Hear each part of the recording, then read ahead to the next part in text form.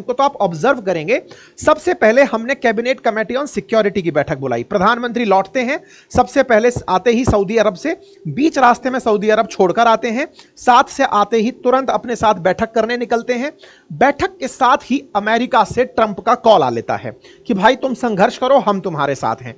इसी बीच में भारत के सभी मित्र राष्ट्र इसको संदेश दे देते हैं कि तुम लग जाओ, इस एक्ट ऑफ टेररिज्म के हम सख्त खिलाफ हैं। पूरी तरह से भारत को संदेश मिलता है, भारत उसके आगे निकलना शुरू कर देता है।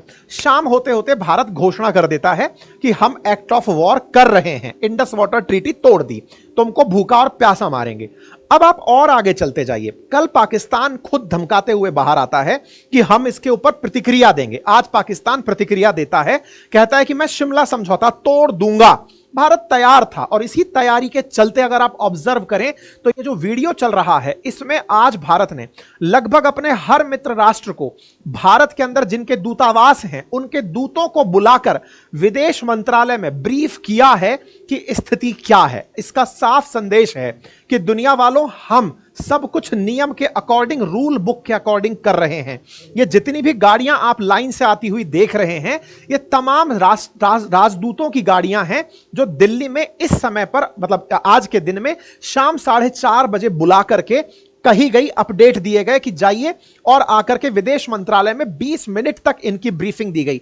आप रोड पर खड़े, मतलब किनारे पर, बाहर गेट पर खड़े हुए इन राजदूतों को यहां देख सकते हैं जो अपनी गाड़ियों के आने का इंतजार कर रहे हैं, जब इन्हें मीटिंग के माध्यम से सब कुछ बता दिया गया कि हम क्या कर रहे हैं और क्या करने वाले हैं। ऐसे में दुनिया के अंदर यह मैसेज जा चुका है कि भारत कुछ बड़ा करेगा। अब भारत क्या बड़ा करेगा और कब करेगा, यह खुद डिसाइड करेगा। यह अपने आप में एक बड़ा संदेश है। अब तीसरा बड़ा संदेश देखिएगा। तीसरा बड़ा संदेश यह है कि पाकिस्तान की तरफ से गीदड़ भभकियां आना शुरू हो गई, जिसमें पाकिस्तान ने कहा कि अगर भारत के द्वारा किए गए किसी भी एक्शन से हमारे किसी एक भी सिविलियन की जान जाती है तो हम उसके बदले में भारत को बहुत नुकसान पहुंचाएंगे। वही पुराना इनका राग कि हमारे पास भी न्यूक्लियर वेपन है, हम उसका पूरी तरह से उपयोग करेंगे। यह इनके द्वारा, इनके मंत्रियों के द्वारा की गई इस प्रेस ब्रीफिंग में कहा गया।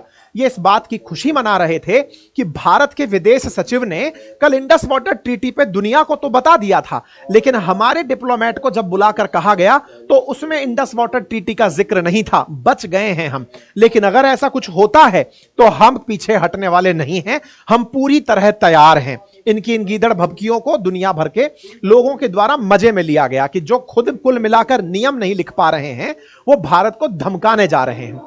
आज जिस तरह भारत ने सुबह पाकिस्तान के हाई कमीशन के बाहर लगी सिक्योरिटी को हटाया था, ऐसे ही पाकिस्तान में जो भारत का उच्च आयोग है, हाई कमीशन है, उसके बाहर पाकिस्तानी खड़े होकर के पाकिस्तान जिंदाबाद के नारे और भारत मुर्दाबाद के नारे लगाने लगे।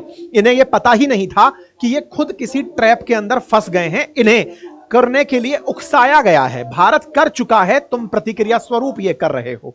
खैर, इसी बीच में एयर इंडिया ने अपने तरफ से लोगों को अपडेट करते हुए कहा कि रास्ता बदलने के कारण कुछ देरी होगी। सभी पैसेंजर्स को सूचित किया जाता है कि पाकिस्तान से ऊपर होने वाली जो फ्लाइट्स हैं उनको हम वैसे भी नहीं लेकर जाने वाले हैं। इसका एक और रीजन भी है, भारत और पाकिस्तान के बीच में अगर एयर को बंद किया जाता है, इसके पीछे का तात्कालिक रीजन होता है पाकिस्तान का डर कि कहीं पाकिस्तान के एयरफोर्स के जहाज चलकर अंदर ना आ जाएं, जिसके चलते हमारे अंदर घुस करके गोले बारूद बरसा दिए जाएं और हम कुछ ना कर पाएं। इसलिए यात्री जहाजों को भी बंद कर दो ताकि सुरक्षित रह सको। खैर, इसी बीच में भारत की तरफ से भारत के जो सेना प्रमुख हैं उपेंद्र द्विवेदी, वो कल पहलगाम की यात्रा पर जाने वाले हैं। मेरा भी प्रयास है कि कल मैं वहां जाऊंगा और हो सकता है कि हमें अगर सिक्योरिटी परमिशंस मिलती हैं तो मैं पहलगाम जाकर के भी आपको स्थिति स्पष्ट करूंगा कि वहां क्या चल रहा है। ऐसे में एक और चीज जो आप ऑब्जर्व करें और वो बड़ी ही इंटरेस्टिंग थी, और वो क्या थी कि भारत ने, देखो आप सीक्वेंस में देखते जाओ, सबसे पहले सीसीएस की बैठक होती है, अमेरिका और भारत के मित्र राष्ट्रों को ब्रीफिंग होती है, पुतिन को ब्रीफिंग होती है, सबको सारी बातें बताई जाती हैं। फिर तीसरी स्थिति में हम अपने स्तर पर सारी की सारी सीसीएस के अंदर बातें एक्ट ऑफ वॉर के तहत निकाल देते हैं कि लो कर दिया। फिर चौथे नंबर पर हम लोग अपने द्वारा दूतावास में लोगों को बुलाते हैं। दूतावास में बुला करके भारत के गृह मंत्री और विदेश मंत्री जाकर प्रेसिडेंट को बताते हैं कि देखिए हमने कुछ फैसले लिए हैं।